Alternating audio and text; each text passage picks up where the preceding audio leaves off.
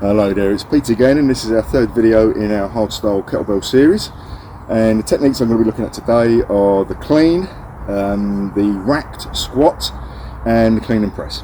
Okay, so if we start off with the clean. Now the clean is exactly the same as a clean that you find with a barbell, except obviously this time we're using a kettlebell to achieve that. It is quite a complicated movement, believe it or not. It looks simple, but it is quite complicated. So there are some assistance techniques we can use to help us with that. So let me just give you a demonstration of the clean. So start in the same position as we were for the swing. Take the side back into that hinge position. Yeah, grasp the kettlebell. Standing plank at the top again. Okay, so we want that rooting down, pulling up on the kneecaps, tensing the backside, shortening that area between the sternum and the belly button, forcing the lats down, anti-shrugging the shoulders down. Okay.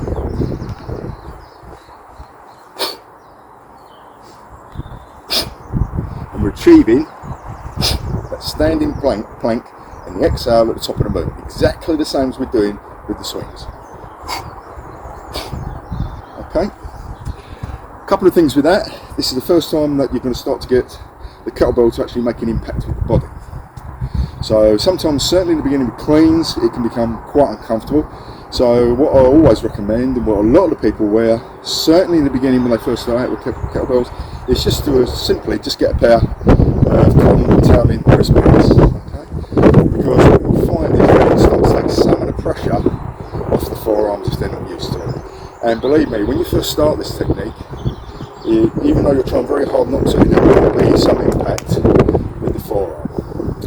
Now, things to remember with the clean is that what we don't want to do is when we're dropping the bell from the clean position to re-clean it, we don't want to project the bell forward into a wide arc. What we want to do is drop it. And the way we can achieve that is just by keeping the elbow stationary. Drop the bell, pull it back up. Drop the bell, pull it back up. And you'll see that the movement is essentially, I'm not trying to lift my elbows in any way, I'm just dropping the bell down. As the bell starts to come back up, I'm moving my elbow back and keeping it close to the body for the bell to come round my wrist, not over it, to go into the rack. Okay? So let me show you that again from this side.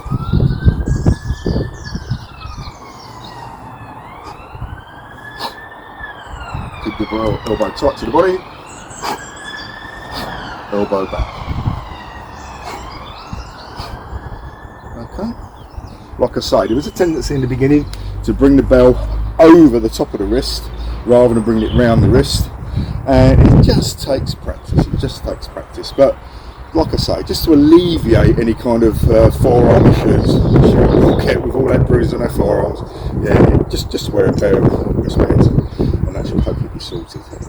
One of the ways we can achieve not lifting the elbow up when we're doing clean, we're actually projecting the elbow forward into that down arc, is to just get a towel or anything that you can just place under the forearm, under the arm. Yeah, and the whole idea now is you've got to do the movement without letting that towel drop. Okay, so that means that we're keeping the elbow tight in.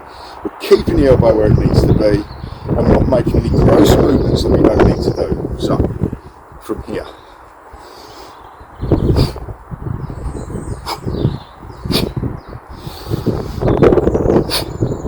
Side.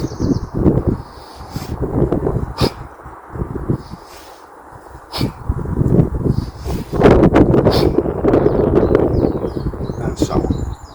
Okay, so it's worth in the beginning when you're first practicing this, just to kind of just do some with the towel underneath you, and again that just starts to train that idea of not allowing the elbow to project forward, not allowing the elbow to come up to the side almost like a chicken wing. We want the arm to be close in and tight at all times. Okay, because what we're doing there is it's called taming the arc. The reason we're taming the arc is because if we project the bell forward, there's a tendency to lean forward with it. We start getting lower back problems. Okay, if we keep our centre of gravity central and we just drop the bell, then we shouldn't have any issues with the lower back. So that's just something to consider. Okay, so that's the clean.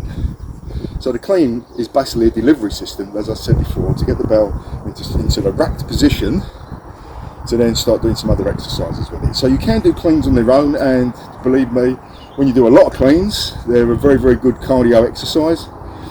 Virtually the same as a swing, really.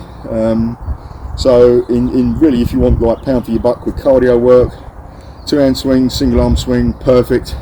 Add cleans to the mix with that, absolutely brilliant. You'll get a good cardio workout. But one of the main reasons for the clean is to bring it into position so we can do other exercises with it, like I said before. So at the top of that movement, that is called the racked position. Okay, the racked position, and we want to be quite comfortable in that. We want to be able to hold the kettlebell comfortably, and this is another time when you'll find that the bell is resting on the outside of the forearm. Okay, so again, wear those wristbands, makes that a lot more comfortable.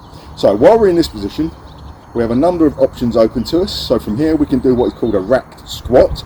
Now before we did the goblet squat where we were holding the kettlebell in the central position. With this, we're holding it in the rack and we're doing exactly the same thing. So from there,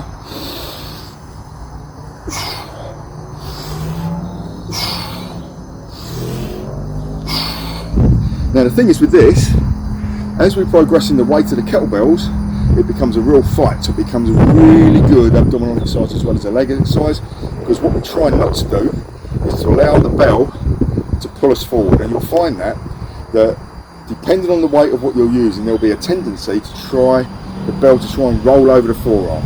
Okay, so we try and minimise against that. This is a particularly good exercise here as it stands. It gets even more difficult if we're thinking about when we've got double kettlebells in the rack and we're doing a double rack squat. Okay, so lots of variations with this, lots of stuff we can do. Yeah, and then we have what is known as the clean and press. Okay, so taking it again from that rack position, and from there we're going to press the kettlebell overhead. So from the initial position, we take a breath in, and then on the exertion, we breathe out, producing tension to get the bell above our head. So fit all that in. So from there, and what we try to do is not to shrug the shoulder, but to keep the shoulder down. Again, we're looking for that anti-shrug. And all those things that we spoke about with the swing, apply to the clean, and apply to the top of the squat, and apply to the press as well. So when we're going to initiate that press, there's a principle in hardstyle that I call irradiation, where we tense the whole body. And this tension can sometimes be really helpful if we're trying to get a particular weight bell past the sticking point, but it's safe as well. So we take our body into that standing plank again, tense up to get the bell into the top position. Okay. So it's that tension, that generation of tension, that really helps in pressing that bell. And if we do that with light bells and we get in habit of it, as we progress to the heavier ones and the heavier ones, then it just makes life a lot easier. Because like I said, the difference between hardstyle and sport is with hardstyle we're generating tension all the time. So let me just show you that again. Into the rack, breath in, up for the press, clean,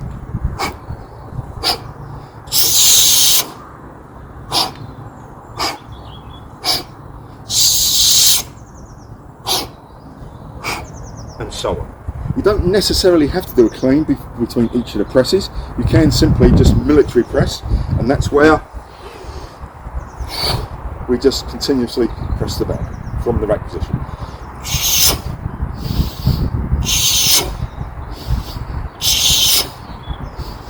Each have their own merits.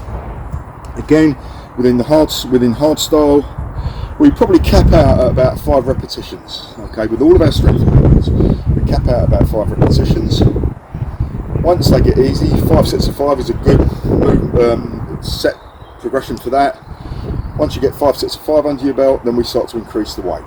Okay, there is a program that was one of the original hardstyle programs called the Rite of Passage, where the whole program was centered really around the clean and press and the snatch. Okay, you did ladders. Now a ladder is where you will do one press, one clean and press each side, you rest the bell. You then do 2 cleans and presses each side, rest the bell. You then do 3 cleans and presses each side, rest the bell. You work up to 5 cleans and presses each side, and you do that 5 times. Now you break this incrementally. I will start to put some information behind these videos on how we can set up some programs. But essentially the idea is that you work up ideally, and again now we're talking within a little bit of rare air here, because certainly within Strong First they do what is called the Beast Tamer Challenge for their instructors, and for the males the Beast Tamer is being able to do a pull-up. So hands on the bar, pull yourself chin over the bar, and you do that with a 48 kilo kettlebell hanging off your waist. The next test in the Beast Tamer is to do a 48 kilo clean and press, and the last is to be able to do a 48 kilo pistol squat. Now a pistol squat is a one-legged squat, okay? So this just kind of shows you the standards that you can kind of get to with this. And like I say, being able to press a 48 kilo kettlebell is rare, And what I would say in the beginning is don't be in any struggle or too fast to try and get the weights under your belt, okay? Work on getting your technique right, work on getting those sets feeling really good. Once, say, the 5 sets of 5 feels really good, then start thinking about increasing to another bell weight, and that goes for it all. Yeah, the only times when you would potentially exceed sets of 5 is when we're doing what we call ballistic exercises. So for instance, the 2-hand swing, the single arm swing is a ballistic exercise, whereas we call the clean and press, the military press, the goblet squat and the rack squat, they're called grinds, okay, because they are the particular strength movements, whereas the 2-hand swing, etc., lends itself to being more of a cardio element. Okay, so again, there we go. So we've been through the clean, the rack squat, and the clean and press, and the military press. Okay, as always, any questions, please get in touch, and I'll see you on the next one.